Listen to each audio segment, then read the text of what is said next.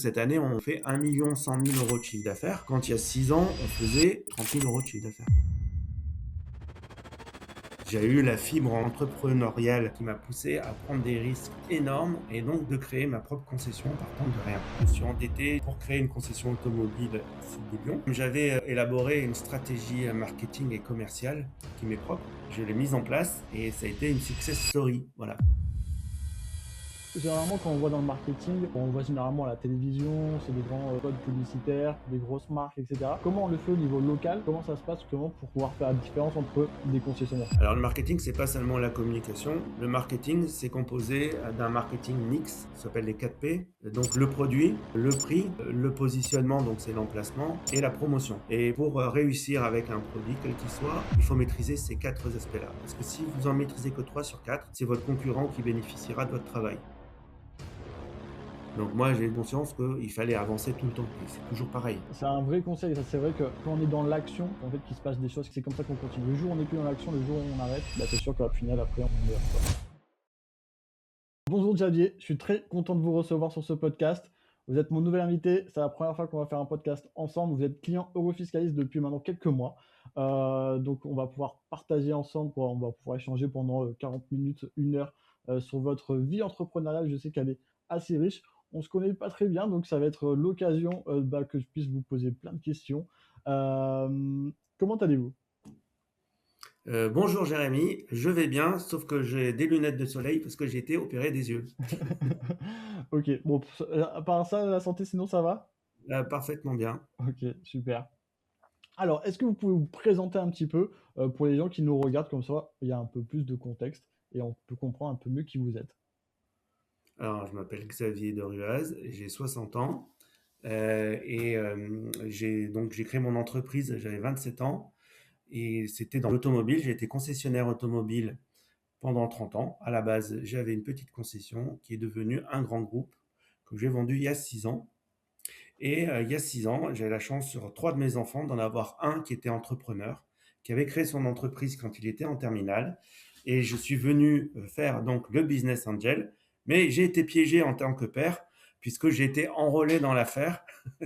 Et donc, ayant une très très grosse expérience de la vente, du commerce, du marketing, c'est moi qui suis chargé de la vente de nos produits en Europe. Ok, super. Bah justement, je pense sur la partie Amazon, on va arriver un peu plus tard peut-être dans la vidéo. Là, ce qui va vraiment m'intéresser, bah, en plus, vous avez commencé très jeune, 27 ans, c'est hyper jeune. Bah, comment vous êtes lancé du coup dans l'aventure entrepreneuriale? Pourquoi la concession automobile? Est-ce que c'était toujours une fibre entrepreneuriale? Est-ce que depuis le plus jeune âge, vous avez toujours eu envie de vous lancer? Comment ça s'est passé vraiment à cette époque-là? Alors, moi, mon histoire, c'est plutôt une histoire de passion de l'automobile et de la moto. Ok. Donc, j'ai commencé à acheter ma première voiture, j'avais 14 ans. Bon, j'ai commencé à faire de la moto, j'avais 8 ans. Voilà, j'ai fait tout type de moto. Et à 14 ans, j'ai acheté ma première voiture. C'était une voiture de collection que j'ai restaurée, puis que j'ai revendue. Et de fil en aiguille, j'ai acheté et revendu des voitures pendant toutes mes études. Et ça, c'était ce qui animait ma passion. J'ai fait des études de commerce, puis d'urbanisme. J'ai un diplôme d'urbaniste. Et je pensais m'orienter dans la promotion immobilière. Mais je suis tombé sur une opportunité à la fin de mes études chez un grand constructeur automobile qui s'appelle Fiat. Je suis rentré chez Fiat Auto France en tant que, avec un parcours tout tracé, comment dire, un plan de carrière. Et donc, j'ai commencé comme responsable régional pour la marque Fiat dans tout le sud-est de la France. Ok. Je vais passer là rapidement là-dessus. Donc, pendant 4 ans, j'ai évolué très très rapidement chez Fiat et j'ai eu la fibre entrepreneuriale qui m'a poussé très très fortement et qui m'a poussé à prendre des risques énormes et donc de créer ma propre concession partant de rien. Ok. Voilà, parce que j'avais 27 ans. Et donc, tout ce que j'avais, je l'ai mis dans mon affaire. Je me suis endetté, j'ai hypothéqué le seul bien que j'avais pour créer une concession automobile à Vienne, au sud de Lyon. Et à partir de là, comme j'avais élaboré une stratégie marketing et commerciale qui m'est propre, je l'ai mise en place et ça a été une success story, voilà, sans vouloir se vanter. J'ai été premier vendeur dans toutes les marques que j'ai fait en France en réalisation de parts de marché par rapport à la moyenne nationale. Et puis, j'ai fait évoluer mon groupe, c'est-à-dire que d'une première concession, j'en ai une deuxième, puis une troisième, puis une quatrième, puis plein de marques. Ok. Et j'ai toujours performé dans la vente. J'ai toujours été dans le top 3 des marques que je représentais en France. Et puis Est-ce que donc, vous étiez multimarque dès le début ou est-ce que vous vous êtes dit, ah non, non, bon, non. Au départ, en fait, multimarque, ça n'existe pas. ok, En fait, concession, c'est un concessionnaire exclusif. d'accord. Donc, vous êtes obligé de répondre aux critères de la marque pour chacun des showrooms que vous avez. Donc, si après, c'est très difficile de trouver pour les constructeurs des concessionnaires parce que le cahier des charges est très lourd, que ce soit dans les installations physiques, dans la connaissance de gérer une entreprise, de connaître le commerce automobile de voitures neuves, d'occasion, les pièces de rechange et l'atelier de réparation. C'est-à-dire qu'il faut connaître tous ces métiers-là, les maîtriser et en plus être un très bon chef d'entreprise. Et en plus de ça, il faut avoir un super emplacement, un emplacement de premier ordre dans la ville pour pouvoir être vu et vendre les produits. Alors, ce qui s'est passé pour moi, c'est que comme je suis parti de rien et que l'automobile existe depuis très longtemps, maintenant, hein, ça a plus d'un siècle, l'automobile, dans toutes les villes, il y a des concessionnaires, Renault, Peugeot, Citroën, extrêmement bien placés, et les places sont prises. Donc moi, j'ai été un jeune challenger qui a misé à chaque fois sur des marques qui démarraient sur le marché français. Ok. Euh, donc moi, j'ai été concessionnaire Rover, puis Land Rover. Ça, et ces marques-là n'existaient pas dans la zone commerciale dans laquelle j'étais. Ok. Donc ça, c'était Donc un c'est vrai choix de votre part de pouvoir sélectionner justement ces marques un peu de niche et un peu haut de gamme quand même, pour pouvoir les implanter dans une nouvelle ville. C'était un vrai choix du coup de votre part. Alors, c'était un choix dans la mesure où j'avais pas d'autres possibilités parce que c'est soit il fallait racheter des concessions existantes et c'est des millions et des millions d'euros que je n'avais pas. Et donc, je n'avais pas d'autre choix que de commencer une marque qui n'était pas représentée et de créer un fonds de commerce. Voilà, donc moi j'ai créé des concessions automobiles et je n'en ai jamais racheté, je n'ai fait que créer des concessions automobiles.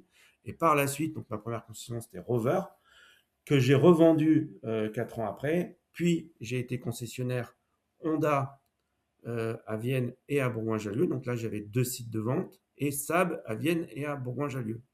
Donc ces deux marques n'étaient pas représentées à Vienne et à Bourgoin-Jallieu, donc c'est des villes autour de Lyon. Et donc, c'était création pure. C'est-à-dire qu'on part de zéro, on n'a pas de parc roulant, c'est-à-dire qu'on n'a pas de clients qui viennent à la prévente, donc on se prive d'une partie du business.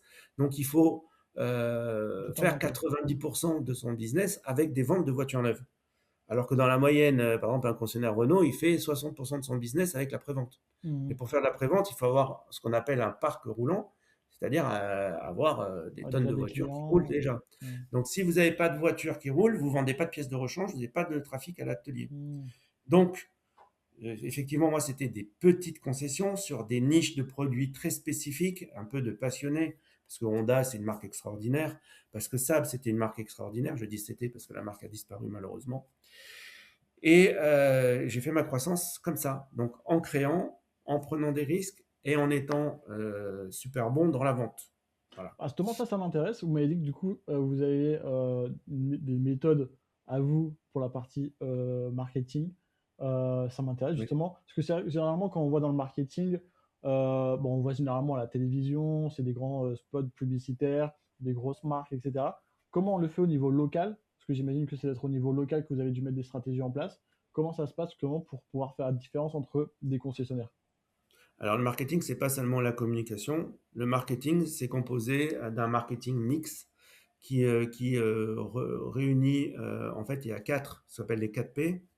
Donc le produit, le prix, le positionnement, donc c'est l'emplacement, et la promotion. Donc vous voyez que la communication, c'est fait partie de la promotion. Et pour réussir avec un produit, quel qu'il soit, il faut maîtriser ces quatre aspects-là. Parce que si vous en maîtrisez que 3 sur 4, c'est votre concurrent qui bénéficiera de votre travail. Donc moi, ma stratégie, c'est d'appliquer ce que j'avais appris à l'école de commerce, c'est d'appliquer une stratégie de marketing mix. Donc la première, c'est d'avoir un excellent emplacement commercial dans la ville. Donc l'emplacement. Donc là, La deuxième, vous avez commencé après à visiter du coup des terrains qui soient quoi? Proches d'autres concessions? C'est ah généralement on oui, voit ah ben là, c'est comme vous avez un un Louis McDo. Vuitton sur les Ah Champs-Élysées. oui, Donc vous dire, il faut que vous soyez là où il y a des concurrents et là où il y a des clients dans la zone de chalandise de votre ville. mmh. C'est comme ça que ça se fait. Si vous prenez un mauvais emplacement, d'abord le constructeur ne vous nommera pas, parce que le constructeur automobile est extrêmement exigeant. Parce qu'une concession automobile, c'est qu'on vous concède la marque sur un territoire déterminé. Donc concéder la marque, c'est-à-dire que c'est vous qui représentez la marque. Donc vous avez une charge sur les épaules qui est énorme. Vous êtes aux normes du constructeur, c'est-à-dire que ça ne nous a pas échappé. Quand vous allez dans n'importe quelle concession Renault en France, le carrelage c'est le même, la vitrine c'est la même, les produits à l'intérieur c'est les mêmes. Donc ça, vous ne pouvez pas y déroger. Donc ça c'est une contrainte qui nécessite des investissements et ça change tous les 5 ans. Tous les 5 ans, vous changez le carrelage. En OK. gros, vous changez les aménagements, etc. parce Mmh. que vous suivez la politique de marketing et de marque de votre constructeur. Donc ça, le constructeur ne vous laisse pas vous placer n'importe où. Ouais, bien sûr. Évidemment, si vous êtes près des leaders français qui sont Peugeot, Renault et Citroën, parce qu'à eux trois, c'est 50% du marché, eh ben, vous avez un maximum de chances d'être dans la shopping list parce que même si vous n'êtes pas dans la shopping list, le gars qui va chez Renault et chez Peugeot dans l'après-midi parce qu'il veut changer de voiture, s'il passe devant chez Honda, eh ben, il va se dire ah bah tiens, je vais quand même regarder chez Honda. Et si vous Mmh. êtes un bon vendeur, ben, vous allez peut-être le convaincre que finalement la Honda c'est peut-être la voiture qu'il lui faut. Ouais, je comprends. Donc Bah, ça, surtout que c'est le premier OK, dans la stratégie, il faut emplacement. ça, l'emplacement. Après, le prix, est-ce que vous avez une décision sur le prix? Parce que si c'est des voitures «neuves» entre guillemets, c'est le concessionnaire quoi, c'est le la marque qui décide un peu du prix marché donc comment vous pouvez jouer sur le prix? Alors, moi, maintenant, ça a beaucoup changé, mais à l'époque, il n'y avait pas il y avait pas d'opération sur les prix comme il y a maintenant. Maintenant, tout est mâché par le constructeur, vous n'avez plus le choix. Avec Mais les portes ouvertes, journée portes ouvertes, les choses comme ça? voilà, la promotion, donc moins 4 000 sur la voiture, hein, mais Mmh. de telle date à telle date, ça, c'est avec une aide du constructeur. Et donc, à l'époque, c'était plutôt la remise et la remise que vous étiez prêt à concéder. Mais il n'y a pas que ça, il y a aussi la disponibilité du véhicule. Mmh. C'est-à-dire qu'un acheteur, c'est un rapport, si vous voulez, entre la disponibilité du véhicule et le prix de vente et la remise que vous êtes capable de faire. Il faut un peu de tout. Il faut un peu de tout parce que c'est comme ça que vous arrivez à vendre et à performer. Ensuite, parfois, le prix, eh ben, il va varier de votre stratégie d'achat au constructeur. Parce que le constructeur, c'est un commerçant, lui, il a des stocks, il produit, il faut qu'il Ah vende ses oui. produits. Et si vous êtes capable, à un moment donné, de dire, bah tiens, vous avez ce produit-là, vous en avez beaucoup, si vous faites un prix, je vous en achète 30, eh vous négociez. Et si vous avez obtenu un prix, ben, vous pourrez en faire bénéficier votre client. Mmh. Moi, c'est ce que j'ai beaucoup fait. C'est ça. C'est-à-dire que euh, j'ai misé, j'ai pris des risques parce que j'ai acheté des modèles de voitures qui se vendaient pas très bien en grand nombre pour faire des promotions plus fortes que pouvaient faire mes confrères. Et donc, je remportais des affaires grâce à ça. Et ensuite, c'était un support pour ma communication pour attirer les clients chez moi. OK et Donc, donc du coup sur les supports de communication, vous faisiez comment? le support de communication, je faisais un plan média pour l'année qui se redécomposait par trimestre, dans lequel je faisais un mix entre de l'affichage, de la radio et des journaux. OK et toutes ces idées-là, c'est à chaque fois, c'est vous qui les mettez en place? Quoi, j'imagine que ça sort du coup de votre tête, mais comment après les exécuter derrière? Comment ça se passait exactement? Ben, comme je dis, moi je fais des plans, moi j'ai des stratégies, j'écris ma stratégie pour l'année, je décide par rapport à mes objectifs de vente, comment réaliser mes objectifs de vente, donc tout ça, moi je construis une stratégie annuelle, puis elle est redécoupée par trimestre. Je fais des plans d'action qui fait quoi hein, pour me donner les moyens d'atteindre les objectifs que je me suis fixés, qui sont des objectifs de volume qui forcément découle sur des objectifs de rentabilité. OK. Et est-ce que quand vous avez commencé au tout début, vous étiez combien de collaborateurs? Vous avez embauché directement combien de personnes? Quand j'ai créé ma première concession, bah, j'ai embauché un vendeur. Ma femme est venue travailler avec moi, elle était prof d'anglais, elle est venue faire la comptabilité. Et j'ai embauché un magasinier, un chef d'atelier, deux mécanos. OK, ouais, donc c'est vraiment une petite équipe, OK. Ah oui, j'ai commencé, c'était une petite affaire, hein. OK et Et donc j'ai mis 15 ans avant d'avoir un premier cadre. OK, ah ouais, d'accord, OK. Donc ça veut dire que pendant 15 ans, c'est moi qui me suis tapé le chef de service, des ventes, de la prévente et tout ça. En plus du travail de chef d'entreprise. Ouais, bien sûr, ouais. OK et après du coup, ouais, le nerf de la guerre après, c'est vraiment la vente, avec le directeur commercial, quoi, le vendeur et essayer de vendre, et de faire du volume, quoi. Le nerf de la guerre, c'est d'avoir une stratégie déjà, parce que un chef d'entreprise qui n'a pas de stratégie, il faut un ensemble, une stratégie qui se décompose, une stratégie globale, dans laquelle après vous écrivez une stratégie commerciale, une stratégie financière, une stratégie de communication, etc. Tous les éléments qui font que ben, dans une entreprise, ben, voilà, il faut, il y a plein de départements dans une entreprise. Mais quand vous êtes une petite entreprise, vous devez faire tout vous-même. Donc il faut que vous ayez une stratégie parce que tous ceux qui se lèvent le matin en se disant ah bah tiens le vent souffle à l'ouest, qu'est-ce que je vais Ouais, c'est mettre vrai. ma voile de ce côté-là, bah, ils n'ont aucune chance de réussir. Donc il faut avoir des plans. Et ça Un justement, comment navigateur avant de traverser l'Atlantique, il étudie les cartes, les vents, quand est-ce qu'ils vont arriver, etc. ah bien sûr, ouais. Et comment parce que bon, des fois, c'est pas «inné» entre guillemets et à l'école, bon, on n'apprend pas quand même tout. En plus, c'est souvent de la théorie.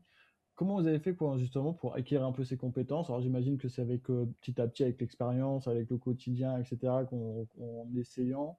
Mais est-ce que, je sais pas, vous avez pu, avoir des mentors? Est-ce qu'à l'époque, il y avait, peut-être des confrères où vous pouvez vous aider, vous renseigner? Est-ce que vous avez eu des inspirations ou des personnes avec qui vous avez pu, échanger justement pour pouvoir monter en compétence sur ces domaines-là? Alors, moi je pense que déjà, il faut avoir une personnalité et une grande volonté de réussir.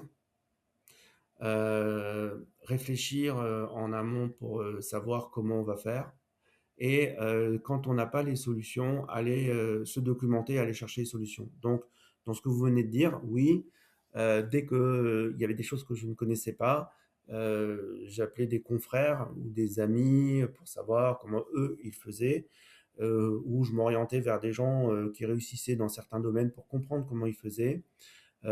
Et surtout, c'est énormément de recherche personnelle.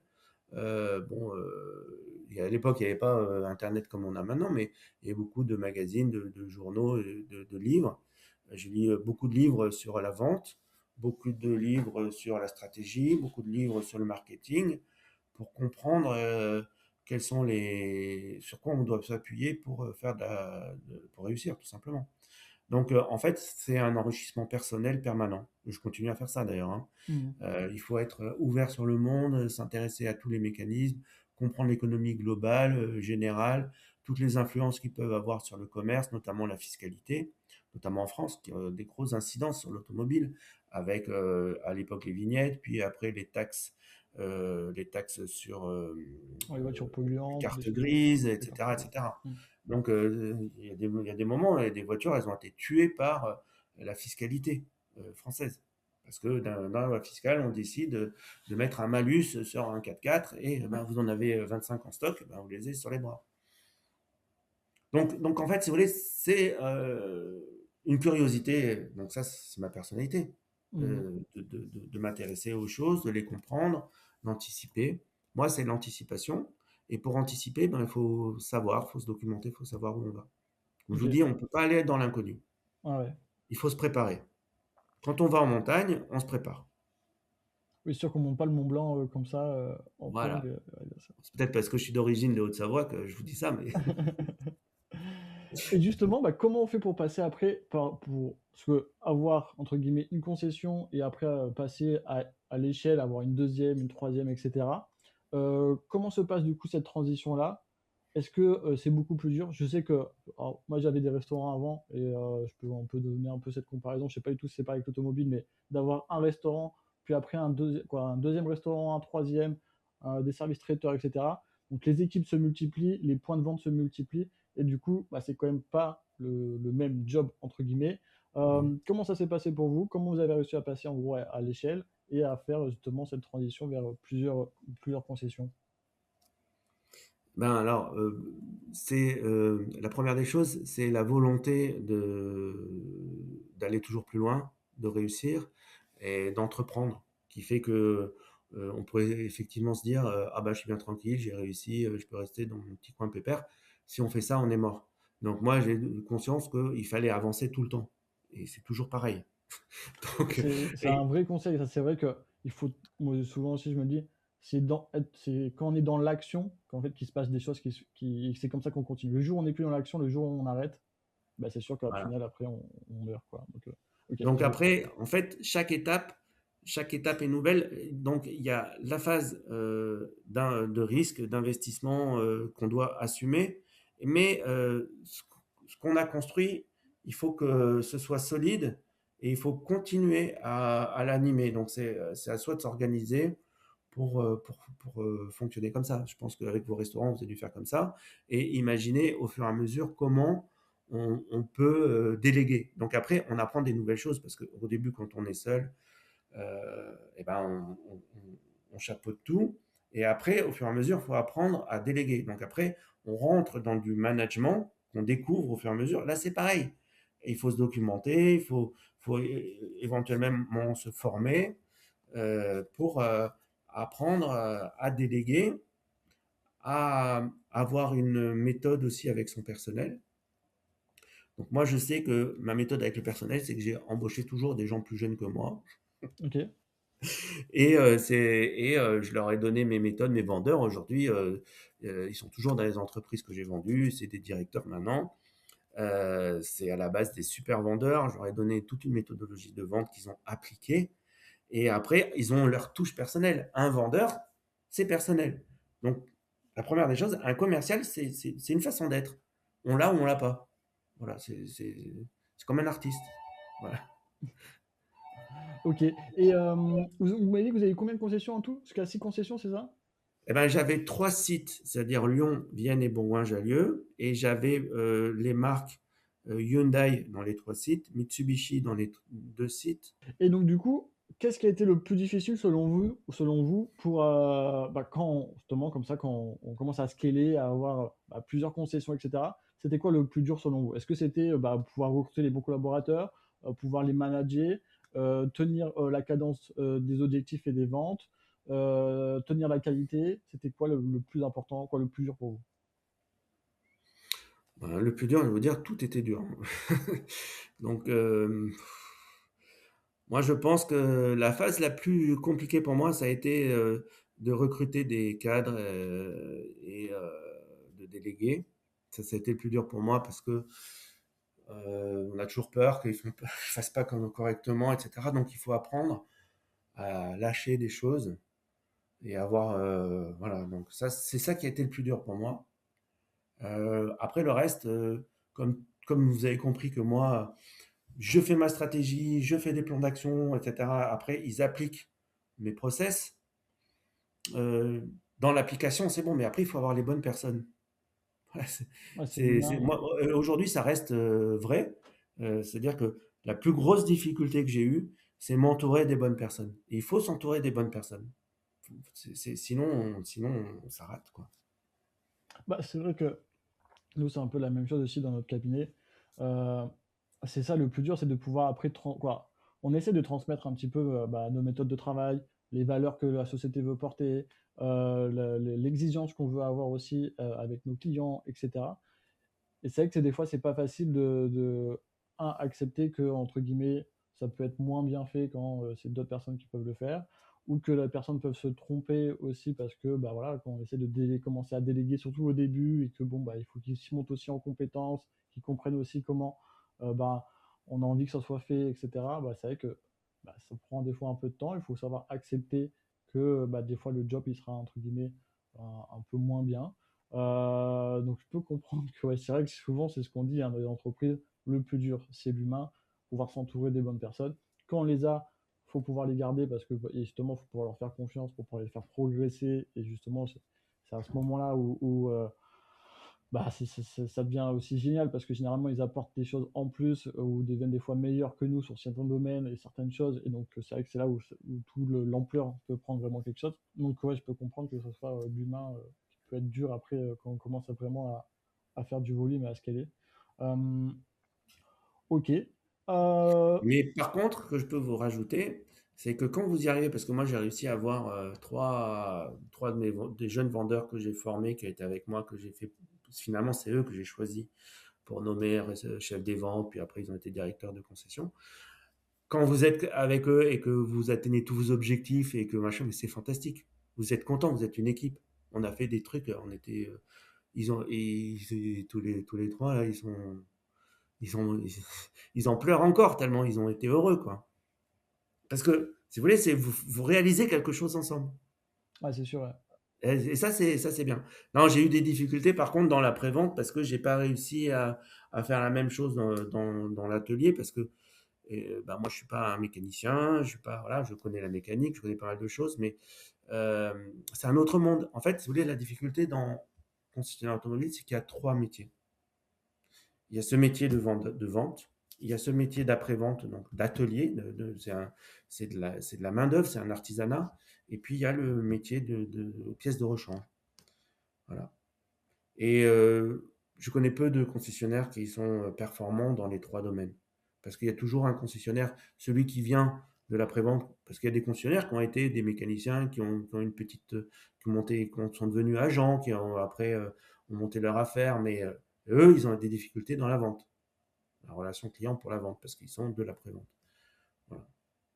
Bah ouais, non, c'est sûr que c'est pas facile d'être bon dans tous les domaines. Et c'est pour ça que si on n'arrive pas des fois à trouver la bonne personne qui va pouvoir gérer ce pôle-là, bah, c'est vrai que c'est pas facile de pouvoir être bon. Ouais, C'est sûr. moi, c'est mon regret parce que moi, j'aime beaucoup la mécanique, etc. Et je ne suis pas arrivé. Bon, j'ai eu quelques très bons chefs d'atelier, mais malheureusement, ils ne sont pas restés. Et c'est très complexe parce que faut animer des équipes de mécaniciens qui sont notamment. Puis entre les mécaniciens et les vendeurs, c'est pas la même chose. Et voilà, mais c'est comme ça dans plein d'entreprises, quoi. Mhm. Vous avez fait du coup différentes marques. Est-ce que vous avez vu du coup des méthodes de travail différentes en plus de cultures différentes? Parce que Range Rover c'est anglais, Mitsubishi c'est japonais. Est-ce que justement vous avez vu un peu une différence de culture ou de méthode de travail Ah, ouais, bien sûr, qui hein. a pu vous aider du coup dans votre aventure? Alors, donc, je vais parler des Japonais. Sont des gens géniaux, mais dans le travail, ils sont excessivement exigeants, ce qui est bien, mais parfois peu compréhensible, parce que la culture est différente. Donc ça, c'est déjà la première chose que je peux dire. Maintenant, j'admire beaucoup les Japonais pour leur technologie et leur ingénierie et leur méthode, mais qui sont trop froides. Voilà. Dire. C'est les Allemands de l'Asie, voilà. Ils sont pas très Euh, latins quoi.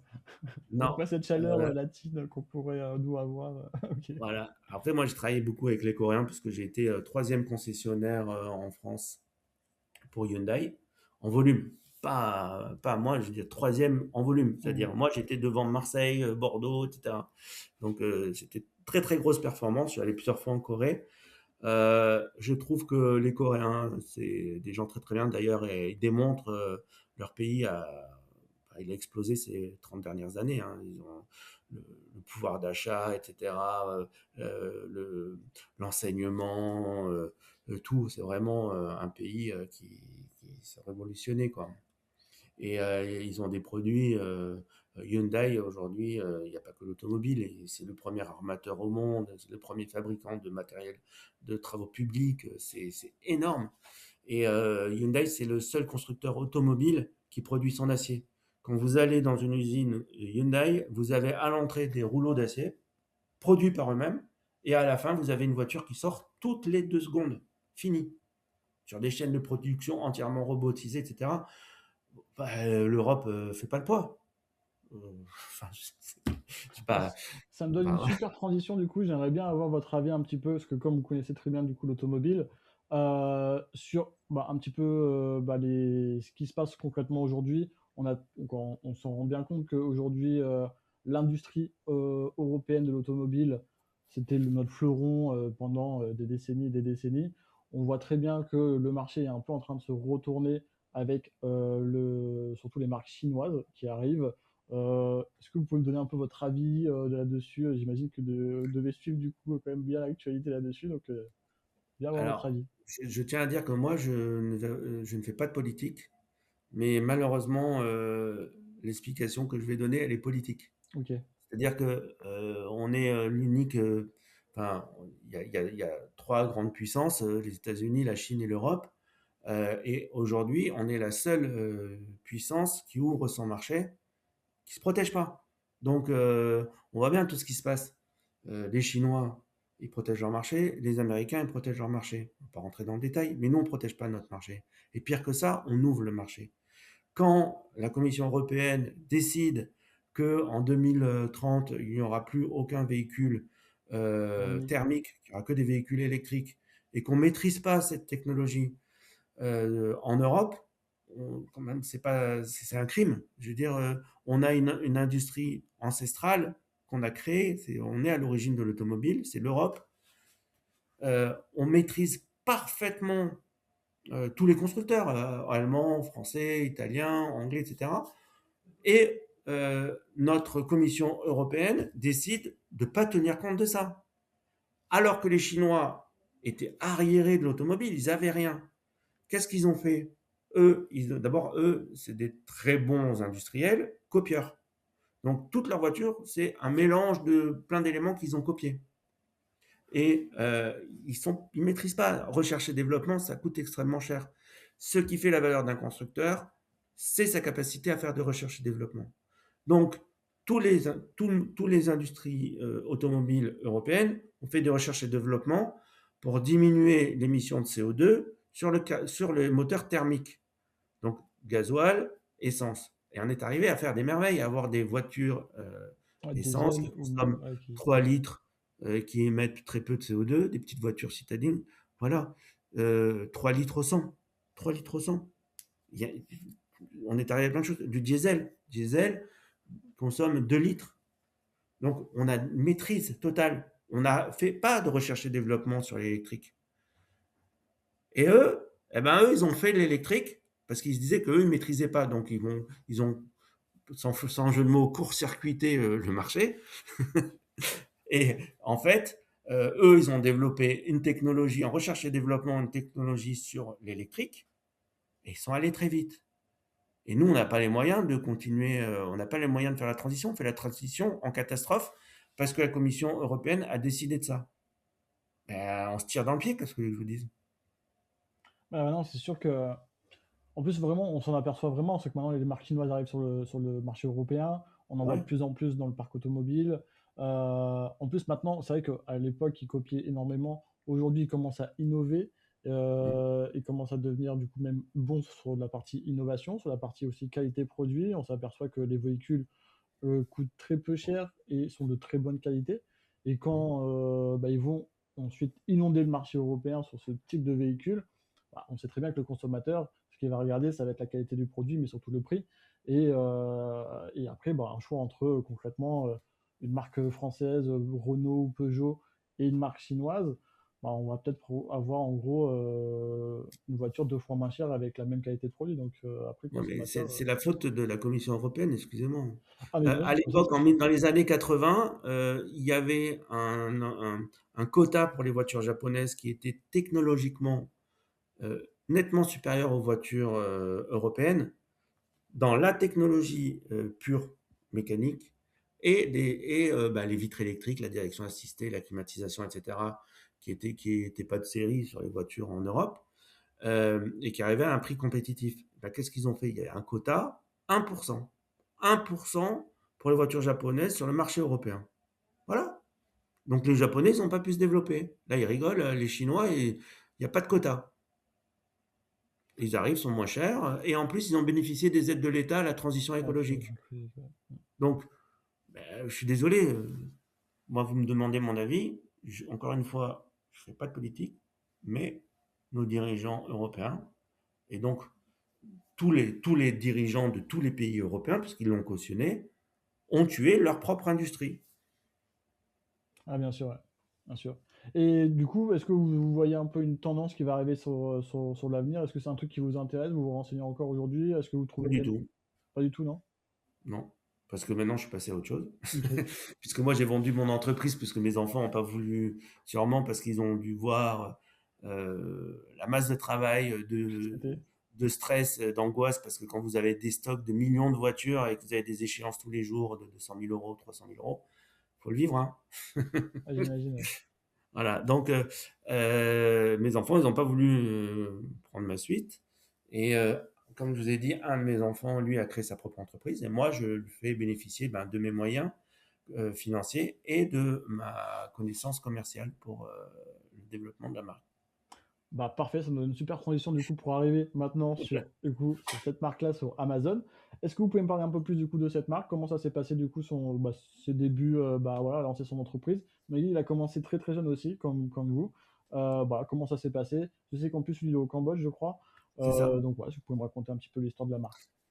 Alors, l'histoire de la marque, donc nous, on a des attaches avec le Cambodge parce que j'ai de la famille qui s'est installée au Cambodge. Et donc, on est allé tous les ans au Cambodge. Et donc, notre fils Hippolyte, lui, est même allé à l'école anglaise internationale en seconde au Cambodge. Et après, quand il est revenu en France en première, il a dit, ben moi, je veux créer mon entreprise au Cambodge. Parce que, en fait, si vous voulez, c'est facile d'entreprendre. C'est facile d'entreprendre. C'est un pays en plein développement avec une croissance entre 6 et Ouais, à deux 10% par chiffres, an, etc. quasiment. Ouais. Et donc, il est allé quand il était en première, il est retourné au Cambodge. Il a fait un voyage dans tout le Cambodge pour chercher justement une idée de ce qu'il allait faire. Et il est arrivé à Kampot. Kampot, c'est une ville qui est au sud du Cambodge, sur la mer, sur le golfe du Siam, et qui est extrêmement connue pour son poivre. Pourquoi, ouais. Bah, c'est Voilà, considéré comme le meilleur poivre du monde, le poivre de c'est ça. Campote. Donc ouais, ok. Poivre de Kampot, c'est un poivre qui est ancestral et c'est le seul poivre au monde qui a un IGP, indication géographique protégée. C'est un poivre biologique et qui existe en 3 couleurs, noir, rouge ou blanc. Il y a un autre poivre dans le monde qui a un IGP, c'est Panja, mais c'est que pour le blanc, Ok. en Afrique. Voilà. Donc, Hippolyte, il a découvert le poivre de Compote et il s'est dit, je vais lancer mon entreprise, je vais faire de l'import-export. Il a trouvé une ferme, gérée par des Khmers, une famille Khmer. Et donc là, on est intervenu une première fois. On a signé un contrat d'exclusivité sur le long terme pour s'assurer de, La production. de l'approvisionnement et d'une collaboration dans un esprit aussi de commerce équitable. En achetant progressivement jusqu'à maintenant, on achète la totalité de la récolte d'avance tous les ans. On a même permis à la ferme de se développer en créant des hectares de plantations supplémentaires au fur et à mesure que notre marque se développait. Et donc, il crée sa marque, le logo, etc. Et il avait une gamme de 3 produits, le poivre noir, le poivre rouge et le poivre blanc, qui étaient dans des emballages tressés à la main. Et il y allait une fois dans l'année. Il emballait tout ce qu'il achetait et il expédiait en France. Et après, il a pris son petit cartable, il est allé voir les épiceries fines. Il a trouvé quelques clients. Comme il n'est pas commercial, alors, déjà lui, il n'est pas commercial, donc c'est pas facile, il est très très timide. Et en plus, les épiceries fines, les commerçants, enfin les commerces de rue, quoi, enfin les gens qui ont des boutiques en ville, euh, sont des gens qui sont extrêmement sollicités et qui vous accueillent pas forcément très bien. Donc, néanmoins, il est arrivé à avoir quelques clients et il s'est dit, bah, tiens, je vais essayer Amazon. Et il a commencé à vendre un petit peu sur Amazon en FBM. Si je dis ça, les gens comprennent? Oui, parfaitement. Donc, Ok. Et voilà. Et il a fait donc sa marque, elle a existé comme ça pendant 3 ans, terminale, il fait un BTS de commerce international. Après, il s'installe comme chez un gars qui fait du thé, du négoce de thé, qui a sa propre marque. Et il devient comment dire, commercial.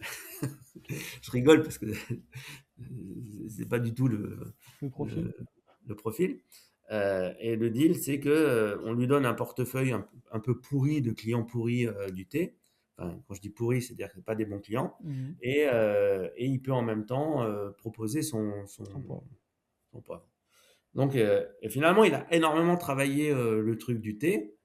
Il n'a pas fait progresser sa marque comme il espérait. Et à la fin, il s'est fait prendre pour ce qu'il n'était pas par le dirigeant. Donc, il a arrêté. Et à ce moment-là, donc c'était une première expérience, on va dire, dans le monde réel, on va dire. Et il a pris conscience de comment étaient les gens et les difficultés de la commercialisation et qu'il ne pouvait pas vivre comme ça de son entreprise. Donc moi, j'avais dit que je l'aiderais financièrement. Et du coup, je lui ai proposé, plus que l'aider financièrement, j'ai proposé un deal pour développer sa marque. Donc là, je me suis intéressé très rapidement au marché des épices, parce qu'à l'époque, il n'y avait que les épices, et la distribution. Et je dis, si on veut réussir rapidement, il faut qu'on rachète une entreprise qui a déjà un réseau de distribution, déjà des clients qui Existant. sont en France, et on accrochera notre produit avec. C'est-à-dire que si je rachète, par exemple, donc là, on avait trouvé une entreprise fantastique qui était en Ardèche, qui était ancestrale. Ancestrale, c'est-à-dire depuis 150 ans, artisanale, et qui faisait des macarons, et qui avait 500 magasins de distribution, OK. dont Ediard, la grande épicerie à Paris, etc. Et ils étaient mal financièrement. Et donc, c'était une très très bonne opportunité de racheter donc la production, la marque et le réseau de distribution. Et en plus, donc, on aurait à coller ça. Donc, on avance dans nos négociations et à un moment donné, Hippolyte me dit, «Ah non, mais moi...» Alors, je lui dis, «Bah, comment tu vas voir les choses?» Il me dit, je vais être là pendant 3 mois pour faire la production, puis après, je vais aller 3 mois au Cambodge pour faire nos produits. Je lui dis, d'accord, mais qui va s'occuper de la production en Ardèche et tout ça moi, je devais faire visiter les 500 magasins pour introduire les produits, vous voyez. Mmh. Bah, c'est Donc sûr que là, chacun du avait coup, sa vous aurez part. tous les contacts et après, bah, il faudra quand même les convaincre de rajouter du coup le nouveau Oui, produit, oui, mais c'est plus facile quand vous arrivez et que c'est plus facile parce que vous avez déjà un produit déjà dedans. voilà, Ouais. vous venez, par exemple, vous êtes eurofiscaliste, vous faites l'expert comptable. Demain, vous faites, j'en sais rien moi, vous proposez à vos clients de faire Amazon, de gérer leur, leur vitrine. Ben, vous adressez à tous vos clients. Ouais, bien Vous sûr, les ouais. connaissez. C'est Ah bien mais plus la facile. strat la Ils vous strat, elle est connaissent. super. Franchement, la strat, elle est quand même vraiment top. De se dire: «Bah, on a déjà au moins un produit, on a déjà 500 points de vente, on a juste à leur demander s'ils veulent rajouter du coup un nouveau produit, au point de vente». Voilà. Mais il faut quand même après du coup aller les voir et les convaincre quoi. Ah ben bien sûr, Ah ouais. donc ça c'était ce que je comptais faire. Et puis en fait, Hippolyte, ce qui s'était passé, c'est qu'il a rencontré ce qui est aujourd'hui sa femme, au Cambodge. Et donc en fait, il avait très très envie, et son truc c'était de vivre au Cambodge. OK.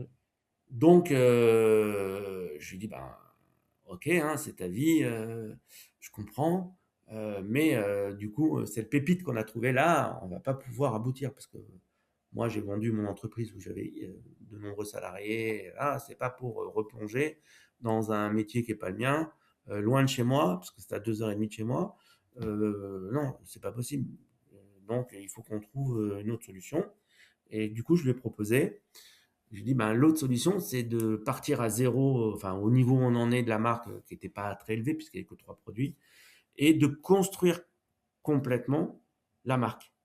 Alors, c'était intéressant de me faire parler sur comment j'ai fait dans l'automobile, puisque c'est ce que j'ai fait. À chaque fois, je suis parti de zéro. Mmh. J'ai créé, bon, les marques, c'est pas moi qui les ai créées, mais j'ai représenté des marques qui n'étaient pas représentées. Ouais, bien sûr, Donc, ouais. j'étais un challenger, j'étais zéro, il n'y avait pas la concurrence. Donc là, j'ai dit, moi, je me suis senti capable de créer une stratégie marketing et commerciale pour la marque. Et donc, j'ai dit à Hippolyte, il nous faudra 15 ans. Je lui ai dit clairement, j'ai dit, il nous faudra 15 ans pour être reconnu comme étant un acteur essentiel du poivre, et puis des épices, et puis on verra par la suite. Et lui, il s'installe au Cambodge et il fait la production. La production, ça veut dire acheter les récoltes, et puis faire des packaging, les expédier ici, parce que c'est de l'import-export. Mhm. Donc, sous mon entreprise qui est une holding, euh, cette holding, elle possédait donc la société qui faisait l'automobile, elle a vendu, les fonds sont remontés sur la holding et on a créé deux sociétés. Enfin, elle a racheté la société d'Hippolyte qu'il avait créée, qui s'appelle CLA, qui est la société française. Elle a racheté 100%, elle a augmenté le capital. Là, aujourd'hui, on a augmenté le capital à 400, elle est passé de 1000 euros à 450 000 euros de capital. Et C'est on tant a mieux, ça créé fait toujours mieux. et on a créé la filiale de production au Cambodge qui a 1 million de dollars de capital. Voilà. Ok. Donc là, pour Donc là, directement on a pour les structuré, fonds, ouais, clac. Hippolyte est dirigeant de la société au au Cambodge Cambodge. et moi, je dirige CLA. Et chacun fait en fonction de ses capacités.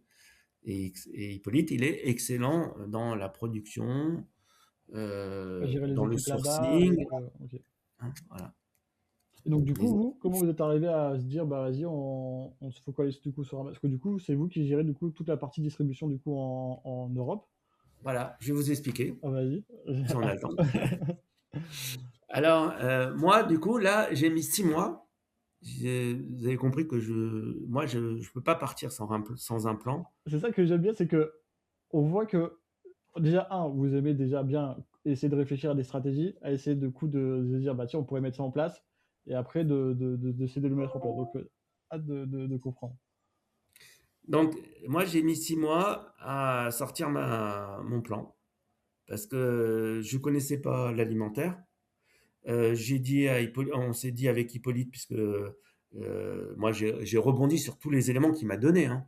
Donc, on est sur le bio. Notre production, elle est bio. 99% de nos produits sont bio. Et moi, j'ai dit, il faut absolument qu'on soit dans le digital, parce que l'avenir de la vente, c'est le digital. Puisque moi, j'ai connu la vente des voitures, enfin l'évolution de la vente automobile avec les voitures d'occasion notamment, qui passaient par le digital. Notamment des portails, hein, même des portails qui sont des supports de petites annonces comme la centrale ou des choses comme ça. Et je dis, ben, de toute façon, aujourd'hui, tout le monde a Internet, tout le monde a un téléphone, et le commerce est là parce que le commerce traditionnel, eh ben, c'est comme les concessions Peugeot, Renault et Citroën, c'est déjà pris. Et nous, on ne va pas prendre des représentants qui vont nous coûter une blinde, il faut leur mettre une voiture, il faut leur payer un salaire, des commissions et tout, pour aller déloger des concurrents bien en place, et ils vont se faire jeter par les commerçants à chaque fois. Et ça va nous coûter super cher. Donc je dis, ben, on va aller sur des niches market. C'est même la même stratégie que pour l'automobile. On est sur la niche market du bio et du digital, et on va prendre notre place là. Et donc, ça, c'était mon premier jet. Et après, j'ai étudié chacun des trois dossiers, l'alimentaire, avec toutes les normes, euh, le bio, qui est extrêmement compliqué, et le digital, qui est extrêmement compliqué. Et j'ai dit, euh, voilà les trois axes. Et pour la distribution, on va garder les clients revendeurs que tu as, et je vais essayer de les garder et de les développer. On va essayer de vendre à des grandes surfaces spécialisées dans le bio comme Biocoop, Naturalia, etc. Deuxième axe. Et le troisième axe, c'est le digital. Et j'ai dit, après tout ce que j'avais lu, j'ai dit, il faut qu'on est déjà sur Amazon, il faut développer sur Amazon et créer notre propre site internet. Et du coup, donc tout ça, ça a été validé par Hippolyte. Et du coup, j'ai dit, on commence par Amazon parce qu'on y est déjà. Le site internet, ce qu'on veut faire, c'est compliqué. On ne peut pas tout faire en même temps. On va mettre nos moyens sur Amazon parce que le reste, j'y croyais moyen. Le seul truc que je voyais où on pouvait prendre une place, c'était Amazon. À l'époque, il y avait pratiquement que nous sur le poivre de Campote. Il commençait à y avoir quelques concurrents. Je dis, il faut qu'on construise la gamme. Donc après, partant sur cette base-là, donc j'ai mis 6 mois. Hein. J'ai commencé déjà à faire son petit business hein, pendant ce temps. Hein. Mais j'apprenais en même temps, mais j'ai pas fait d'investissement tant que je maîtrisais pas un minimum. Ouais, que vous avez pas strat. En plus, ce qui est bien, en plus, à choisir Amazon, je trouve que si on reprend sur le début de l'épisode, vous m'avez dit un peu les 3 P, les 4 P, Ouais, et l'emplacement avec ouais. Amazon, c'est vraiment le numéro un aujourd'hui. Ils ont des gros Numéro un. trafics, etc. Vous allez pouvoir du coup jouer sur les prix. Donc c'est vrai que ça rejoint du coup ce que vous avez fait quand vous avez 27 ans en ouvrant votre première Voilà. concession. Donc C'est exactement la stratégie marketing commerciale. J'appelle marketing commercial, c'est marketing, il y a le marketing produit, il y a plein de ouais, choses bien dans le sûr. marketing. Et donc, on est parti là-dessus. Et je dis à Hippolyte, eh ben, le produit qu'on a, très joli, il plaît beaucoup, mais il n'est pas adapté ni au e-commerce, ni au commerce tout court, parce que le produit ne tient pas debout, parce que c'est un petit sachet. Donc, les présentoirs, les gens ne peuvent pas les mettre, c'est pour ça qu'on n'en vend pas. Ensuite, pour Amazon, ok, on en vend, mais c'est pas pratique, l'emballage, il n'y a pas de suremballage, parce que c'est une tresse, vous savez, c'est hein, de la palme naturelle tressée avec dedans un sachet sous vide. Donc, je lui dis, il faut qu'on fasse un, un packaging premium. Donc, nous, on s'est positionné en premium, produit premium, bio. Il faut qu'on fasse un packaging qui serve aux deux. Et donc, Hippolyte m'a fait des propositions et on a créé, bon, j'ai ça sur mon bureau, voilà, on a créé ce tube. Ça, c'était le premier packaging qu'on a créé. Le logo là, il existait déjà, c'est Hippolyte qui l'a créé. Et tout le décor avec, ça, c'est une jupe Khmer qui on a créé aussi toute la charte graphique. Je dis maintenant, il nous faut une charte graphique parce que pour imposer une marque, il faut qu'on crée une identité de la marque et qu'on ne la bouge pas pendant les 15 prochaines années. Après, on pourra faire quelques variations, mais on doit avoir une identité visuelle. Voilà. Et donc, on a créé ça avec le poivre et on a lancé les 3 produits en poivre sur Amazon. Blanc, on a multiplié les ventes par 10. Non, et Juste, surtout, j'ai pris. juste en changeant le packaging, du coup sur la présentation, etc. et tout, ça, ouais, ça a multiplié par 10 les ventes. Bah voilà, parce qu'en fait, moi, j'ai fait une première étude du rapport prix, qualité, etc., expédition, et j'ai pris une petite agence pour faire les fiches et pour Les faire fiches produits sur Amazon? les fiches produits et gérer les ads.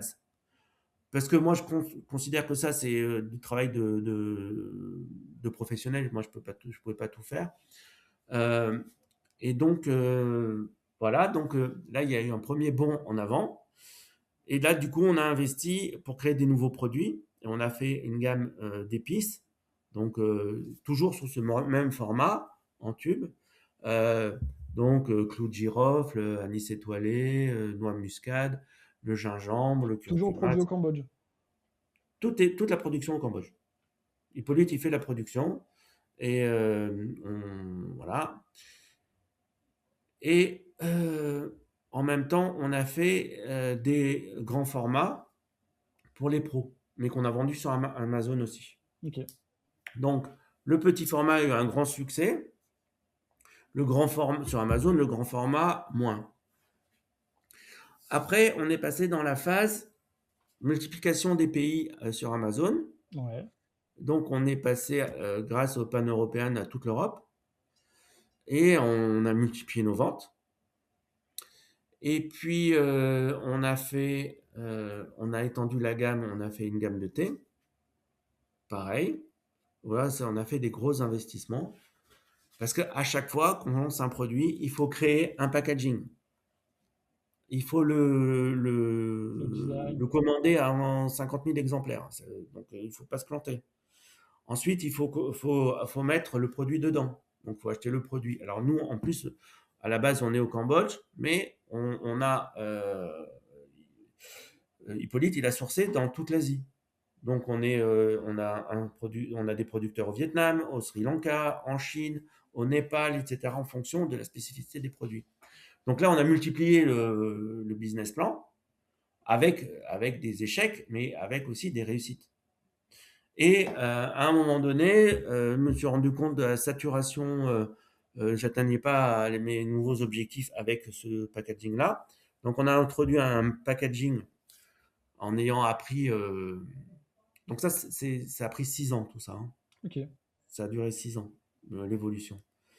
Et donc, on sature, quoi. On n'augmente pas les ventes. On fait tout ce qu'il faut, mais on fait pas plus de ventes. Je pense que le produit n'a pas la capacité à aller plus loin.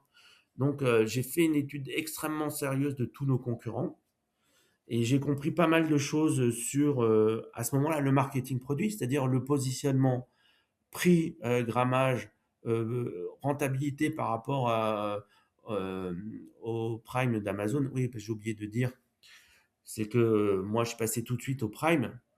Hippolyte était en FBM, donc moi j'ai fait pendant un an du FBM. J'ai dit, bon, là, c'est pas possible de faire des expéditions tous les jours, etc. Ça me prend du temps. Moi j'ai une autre valeur ajoutée que de faire des cartons et aller à la poste. J'ai dit, non, mais si vous rigolez, mais c'est vrai. J'imagine. Et donc j'ai dit, il faut que qu'on passe au Prime, surtout que le Prime, on ouvre une clientèle où les gens, si c'est pas le Prime, ils prennent pas. Ouais, Le exactement. Ouais. Prime, le Prime, ça veut dire que c'est vous qui payez l'expédition et pas le client. Et donc ça veut dire qu'il faut intégrer dans sa marge ce coût de cette expédition. Et là, c'est là où on était moins compétitif avec le tube, parce que l'expédition coûte extrêmement cher. Et donc après, c'est là où donc on s'est développé, je reviens un peu en arrière, on a développé dans chaque pays, et après ça saturait. Et je dis, je comprends pas, nos concurrents, on a eu des concurrents qui sont arrivés sur le marché avec Poivre de Campote, et quand nous on faisait 100 exemplaires, le mec il en faisait 500. Je dis, je comprends pas. Il était moins cher, etc. Et tout ça, c'était une combinaison que j'ai compris en analysant donc les concurrents entre le packaging et le coût de l'expédition en prime. Donc j'ai dit, ben, il était contre cet emballage craft qu'il faisait parce que, bon, je vais pas rentrer dans les détails parce que c'est une question plutôt technique. Et j'ai dit, Hippolyte, on pourra pas atteindre la rentabilité parce que pendant euh, 5 ans. Bon, j'espère que cette année, on gagne de l'argent. Je pense qu'on va gagner de l'argent cette année. Parce que cette année, on fait 1 100 000 euros de chiffre d'affaires. Quand il y a 6 ans, on faisait 30 000 euros de chiffre d'affaires. Ah ouais. Oh, vous avez Voilà. fait une belle évolution quand même. Ah ben donc, en fait, pendant ces 5 dernières années, j'ai fait que des investissements. On a fait du recherche et développement nous-mêmes sur nos produits pour trouver les positionnements. Et une fois que on a compris la bonne combinaison de produits euh, avec Amazon.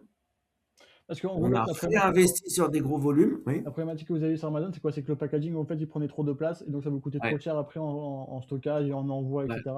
Parce que ça, il faut, exactement. Et en plus, comme il était cher, le produit était plus cher que des concurrents, etc. mmh. Parce que ça, il faut dire que sur Amazon, alors ce qui est génial avec Amazon, c'est que c'est eux qui s'occupent de toute la partie stock, envoi des produits, etc. Et c'est vrai Mm. qu'on paye tout, concrètement. Tout.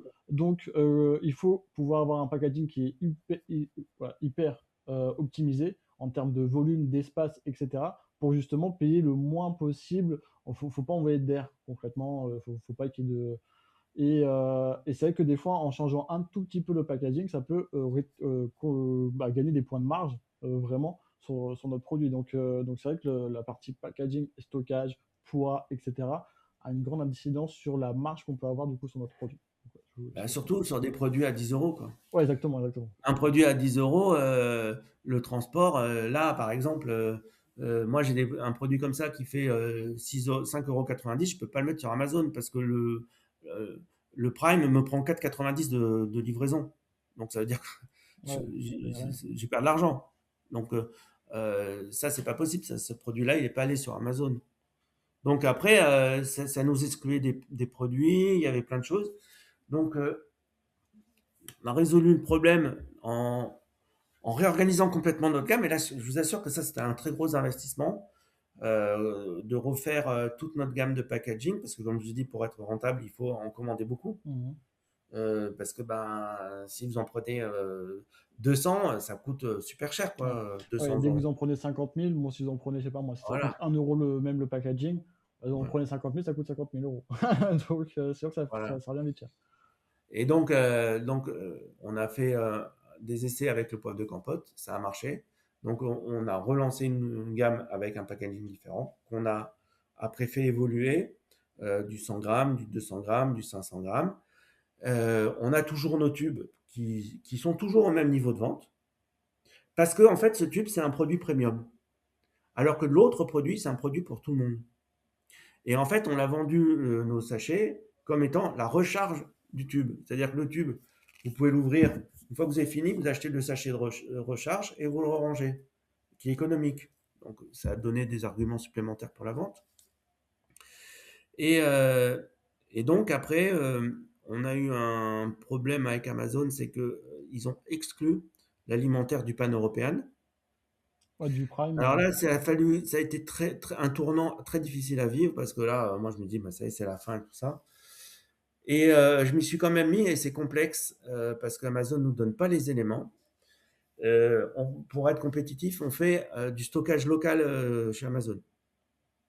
C'est-à-dire qu'on envoie notre stock de produits en Allemagne, on envoie notre stock de produits en Italie, notre stock de produits en Espagne, etc. Oui, alors que sur Directement. d'autres produits, généralement, vous envoyez en France et après, c'est Amazon qui s'occupe de Il fait l'envoyer en tout. Allemagne, en Italie, etc. et Voilà. de ajuster les stocks en fonction des ventes. Donc, Voilà. c'est sûr que Et c'est la plus compliqué. difficulté, c'est que Amazon, dans son tableau de bord, ne vous donne pas les ventes et le stock par pays. Il vous donne pour l'Europe. Donc, vous n'avez aucune visibilité directe. Il faut faire des fichiers CSV pour tous les pays, pour tous les produits, tous les mois, pour savoir combien vous avez vendu et combien vous avez de stock pour faire votre réassort et anticiper les ruptures de stock. Parce qu'après, là, on parle d'un gros business qui est ne jamais être en rupture de stock. Mais comme moi, il me faut 6 mois pour que mes produits, si je demande à Hippolyte un produit, il me faut 6 mois pour qu'il arrive. Entre la production, Dans la le production, le transport transport. maritime, la réception, que je renvoie les stocks et tout ça. Donc, voilà. Donc en fait, tout ça, c'est extrêmement complexe. Moi, je gère des tableaux de marketing et d'approvisionnement. Tous les ans, on crée des nouveaux produits, au moins 10 nouvelles références, ce qui nous a amené à un très bon niveau. Aujourd'hui, cette année, on vise 1,5 million de chiffre d'affaires. Donc, on a une très forte croissance. Après, on a eu la chance de trouver un super expert comptable qui s'appelle Eurofiscalis Sympa pour la pub, merci. pour gérer eh ben, toutes les données, les données comptables d'Amazon, parce que c'est aussi un souci, quoi. Donc ça nous enlève un souci. Après, ben, il y a la TVA de tous les pays. Donc, on n'est pas encore assez gros pour aller chez Eurofiscalis, mais quand on aura les moyens, on viendra. Ah, c'est encore des Donc, points de marge que vous allez perdre après. C'est vrai que comment? c'est encore des points de marge que vous perdez après quand vous passez à Ouais. TVA chez nous. Donc. Non, mais après, au départ, Amazon proposait un service de TVA. Et puis, ils ont soudainement arrêté en octobre 2024 en nous orientant vers Taxuali, qui est économique, mais qui en fait, si tout est bien, si tout fonctionne bien, Ouais, ça passe. ça Le passe, jour où mais il y a dès qu'il y a un une difficulté, il n'y a Fiscali, plus personne. bah, Il n'y a pas désolé. d'interlocuteur, etc. Mm. Et voilà. Mais nous on n'est pas assez riche encore pour aller chez un très bon pour la TVA.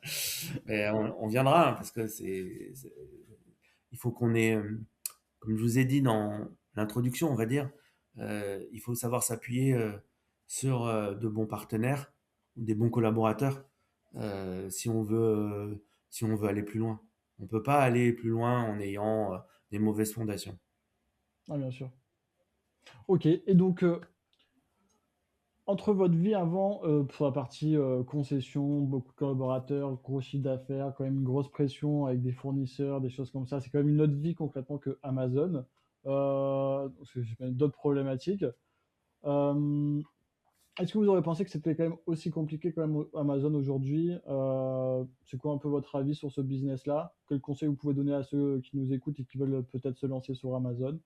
Euh, Alors concrètement, moi, quand j'ai vendu mon affaire, ce que je ne voulais plus, c'était gérer des dizaines et des dizaines de collaborateurs, ok. parce que c'est ça qui me prenait tout mon temps. Euh, je voulais être, c'est pour ça que j'ai dit on va être sur le digital, comme je vous ai expliqué, même pour les ventes, hein, parce que c'est, euh, Et alors, Amazon, ça s'est fait sur les trois axes. C'est celui qui s'est développé, puisqu'aujourd'hui, Amazon, c'est 90% de nos ventes. Mhm. Puisque entre-temps, on a fait, j'ai oublié de le dire, on a créé notre site internet, on a développé notre site internet, qui, je pense, est quelque chose qui rassure énormément les clients Amazon. Mais à la différence du site internet, Amazon, si vous êtes un client Prime, le checkout, les gens comprennent checkout? Oui, oui. Bon, la sortie, quand vous avez acheté et que vous payez, Ouais, très vous n'avez rien facile. à faire. Ouais, Vous bien sûr. choisissez votre produit, vous le mettez dans le panier, vous avez le lendemain chez vous avec Amazon. Même si vous êtes un super site internet, je ne peux pas faire ça. Le checkout, eh ben, il faut mettre votre carte bleue, la banque vous demande de valider, etc., etc. Parfois, ça ne marche pas. C'est pas simple. Ensuite, la livraison, on dépend de livreurs, Chronopost, Ouais, la poste. Colissimo, etc.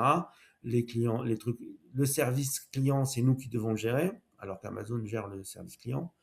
Et en aucun cas, vous avez une livraison le dimanche, alors que vous Ou avez fait le votre lundi commande le matin, ouais. samedi. Ouais, bah, Ah voilà, donc, et quoi qu'il en soit, en plus, c'est gratuit pour les clients Prime. bah, c'est ça. Enfin, c'est gratuit pour les clients Prime, mais pas pour le producteur. Donc, nous, c'est quand même un coût majeur pour nous, parce que ça nous prend une grande partie de notre marge, presque la moitié de notre marge, elle est donnée au client en lui offrant la livraison chez Prime. Mais c'est pas Amazon qui l'offre, c'est nous. Ah, bien sûr, ouais. Ça, personne ne le sait, quoi. Donc, oui, Amazon, je dirais que Amazon, c'est un formidable outil pour avoir une visibilité multivitrine, multi-pays de votre produit à un coût réduit par rapport à si vous devez ouvrir des boutiques ou même avoir des commerciaux qui vont être pour vous référencer dans des boutiques. Ça, c'est clair. Maintenant, c'est complexe. Il ne faut pas se le cacher, c'est complexe. La création des fiches, c'est complexe. C'est un art pour faire des belles fiches, avoir des bullet points performantes, avoir des mots-clés performants. La gestion des ads aussi. Donc ça, il faut absolument le déléguer parce que si vous voulez le faire tout seul, vous pouvez, mais vous n'y arriverez jamais. C'est une question de spécialiste. Ensuite, bah, il y a tout l'administratif comptable. Bah, il vaut mieux le déléguer à un spécialiste. Bon, je ne vais pas reciter son nom, mais On aura compris, on aura compris. voilà. En tout cas, c'est un souci en moins parce que ça vous prend la tête. Parce qu'en fait, on a très peu de moyens de savoir combien on a vendu, quelle est notre marge, où sont mes produits, quel est mon stock, etc. avec Amazon. L'outil est complexe. Et ensuite, moi je dirais que Amazon, c'est l'huile sur le feu, quoi, parce que il faut y être tous les jours. Moi, je travaille 7 jours sur 7.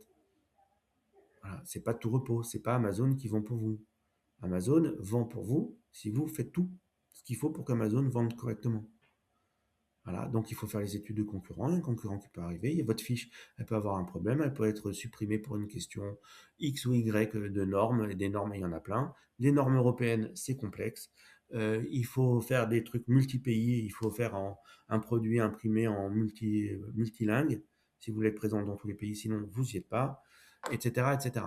Donc, la conclusion, si c'est celle que vous me demandez sur Amazon, c'est un outil formidable, mais c'est un outil complexe qui nécessite du travail. Ok, super. Non, franchement, en tout cas, super pour toute la valeur que vous apportez. Est-ce qu'il y a une question que vous aurez aimé que je vous pose que je vous ai pas posée? Ah, ça ne me vient pas à l'esprit. Ça vous vient pas à l'esprit? Ok, ça marche. Bon, en tout cas, bah, Euh, merci en tout cas encore pour votre temps. Franchement, ça a été super de pouvoir échanger sur votre business. C'était vraiment top. J'espère que ça vous a plu. Surtout si c'était le premier. J'espère vraiment que ça vous a plu en tout cas. ok. Bon, bah, j'espère que si c'est à des destinations de jeunes qui veulent ou de personnes qui veulent se lancer sur Amazon, il faut prendre le temps d'étudier les choses avant. Il ne faut pas se lancer comme ça. Il faut pas écouter, là, si vous êtes sur Instagram, vous avez plein de gens qui vous disent, ah, en 2 minutes, tac, tac, tac, je te crée un compte, et puis tu vas vendre 10 000 euros par mois, tatati, tatata. Voilà. Ah oui, moi, je veux dire un mot sur le dropshipping, Dropshipping? shipping. Donc, moi, je suis contre à 100%. Je trouve qu'il vaut mieux développer sa marque, avoir une bonne idée et essayer de vendre sa propre marque que d'aller acheter un produit, et changer tous les... Voilà, à mon avis, dans l'avenir, Amazon, ça fonctionnera plus comme ça. Bah, sur, C'est- sur Amazon, c'est très dur quand même de faire du dropshipping, parce que généralement, ils aiment pas. Donc, c'est quand même très, très dur. Mais oui, après, on peut très bien créer un Shopify, connecter du coup son produit à AliExpress et faire juste du marketing et essayer de vendre son produit en dropshipping. Ça se fait encore beaucoup. Mais c'est sûr que ça n'a pas la même noblesse que vraiment développer sa marque, voilà, développer son produit, son packaging, sa charte graphique, essayer de faire de la communication dessus, être avec ses clients. Donc c'est sûr que ça n'a pas du tout le même job. Donc ça, je peux vous rejoindre dessus. Moi, j'ai remarqué qu'il y a quand même beaucoup de marques qui ont une belle entité de marque, qui ont des réseaux de distribution physique bien établis, et qui vont sur Amazon aussi. Amazon, pour moi, est incontournable. Aujourd'hui, moi, je suis content qu'on ait pris les parts de marché parce que nous, on fait 90% de la part de marché du poivre de Campote en France et en Allemagne. C'est énorme. Ah non, c'est sûr, hein, c'est sûr. Non, mais c'est vrai qu'aujourd'hui, Amazon, c'est vraiment incontournable. Je vous donne un exemple très simple qui m'est arrivé. J'ai acheté une Ledger. Une Ledger, c'est un truc pour les crypto-monnaies. Ouais, je Euh, connais, ouais. Bah, moi, je l'ai acheté directement sur le site de Ledger. J'ai mon frère qui l'a acheté directement sur Amazon, mais il l'a reçu le lendemain et moi, je l'ai reçu une semaine après. J'ai dû attendre 6 jours pour l'obtenir alors que je l'ai commandé sur leur site internet à eux. Et, et tu te dis, ah bah mince, j'aurais pu l'avoir en fait le lendemain. Voilà, Et alors, vous avez Amazon, acheté des bitcoins quand il était haut, quand il était pas cher? c'est souvent quand ils étaient hauts. Donc bon. Mais c'est sûr que ouais, Amazon, c'est vraiment incontournable aujourd'hui. On a confiance en la plateforme. On sait que voilà, c'est très très facile. On a tous les produits. On peut avoir le retour très facilement. Pour le consommateur, c'est vraiment génial et c'est pour ça que ça marche aussi bien. Et c'est pour ça que généralement, les vendeurs aussi, hein, pareil, hein, 90-95% de leur chiffre d'affaires, ils viennent d'Amazon parce que le trafic, il est sur Amazon de toute façon. Non, mais de toute façon, moi, je ne vois pas comment ça peut changer, hein. Ouais, ouais, ça changera pas, hein. Non, mais c'est sûr que de toute façon, Et il faut profiter là, maintenant encore. Je pense qu'il y a des possibilités pour prendre des positions de marché importantes dans les segments qui vous concernent sur Amazon. ouais, Tout non, est une c'est sûr. question de stratégie, d'opportunité. Et moi, je dis une chose que personne ne dit. Ce qui compte, c'est la gestion du stock. Il ne faut pas de rupture de stock, il faut avoir le bon stock, etc., etc.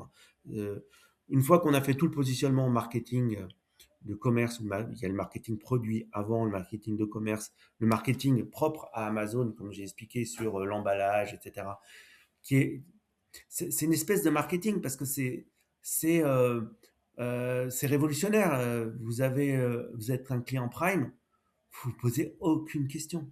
Il n'y a que Amazon qui fait ça. Bah, c'est Il n'y a ça. que Amazon. Mm. Les autres, là, c'est Discount et tous les autres, Ouais, Etsy, c'est etc. mort. C'est du pipi de chat, quoi, à Bah côté, oui, hein. c'est mort. Ah bah, c'est sûr qu'ils sont leaders, ils seront largement leaders encore pendant des années, donc ça c'est sûr. Bon, bah, en Voilà, tout cas, Jérémy. merci encore franchement pour votre temps, franchement c'était vraiment génial. Et puis en tout cas, bah, je vous dis sûrement peut-être à Et bientôt. puis, De vous pouvez aller voir CLA, l'épicerie du Mékong. Vous tapez CLA. toute façon, je mettrai vos sites dans description pour ceux que, justement qui Voilà. veulent aller voir du coup bah, votre site internet ou même votre fiche produit sur Amazon. Comme ça au moins. Voilà, ben, on a un store sur Amazon où on voit tous nos produits. Donc on fait du poivre, du sel, des épices, du thé et des infusions. Bon bah, parfait. Comme ça, ils pourront trouver tous les liens dans la description en tout cas. Bah, merci encore Voilà. en tout cas. Merci Jérémy, à bientôt.